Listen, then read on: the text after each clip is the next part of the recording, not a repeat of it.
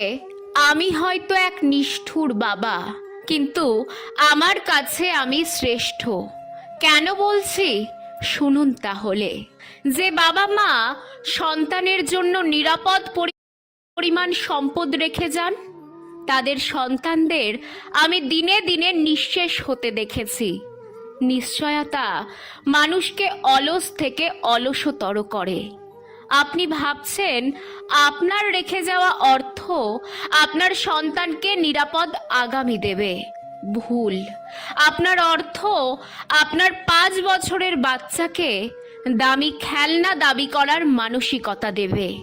Class 10-এ পড়তেই সে চাইবে iPhone, এইচএসে bike, অনার্সে গাড়ি, বিস্তর পকেট মানি, সেশন গ্যাপ দেওয়ার অধিকার, দামি ঘড়ি আর শুধু জাঙ্ক ফুডেই মাসে 10,000 টাকা। আপনি না দিলে সে বিরক্ত হবে, আপনাকে কৃপণ আর সন্তানের ইমোশনের গুরুত্ব না দেওয়া হার্টলেস বাবা মা মনে করবে।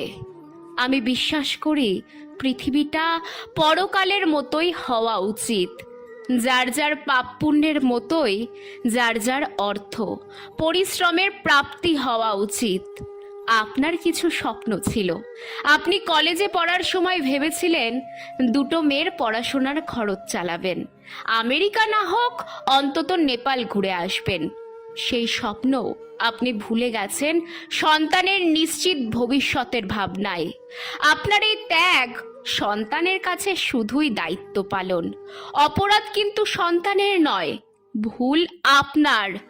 আপনি তাকে জানিয়েছেন যা আমার তার সবই তোমার, কিন্তু আমি তা করিনি, করব না। যা আমার তা শুধুই আমার।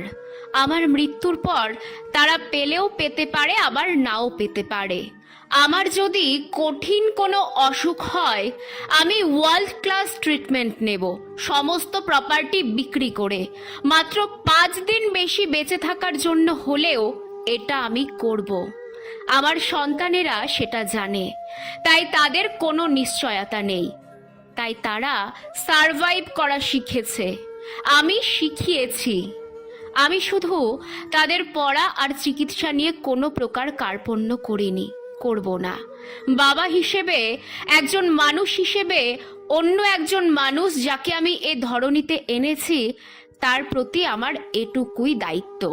তারপর সে পৃথিবীর সন্তান, তারপর তাকে আরো লক্ষ সন্তানের সাথে দৌড় দিতে হবে।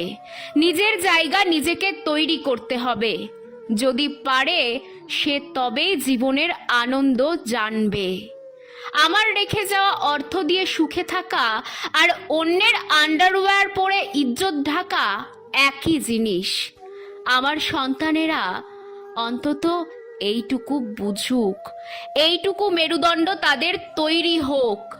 সত্যি যদি সন্তানের ভালো চান, তবে তাকে বুঝতে দিন সে একজন পূর্ণ মানুষ, তার দায়িত্ব তার। সন্তানকে আন্তরিকতা শেখান, অর্থ নয়।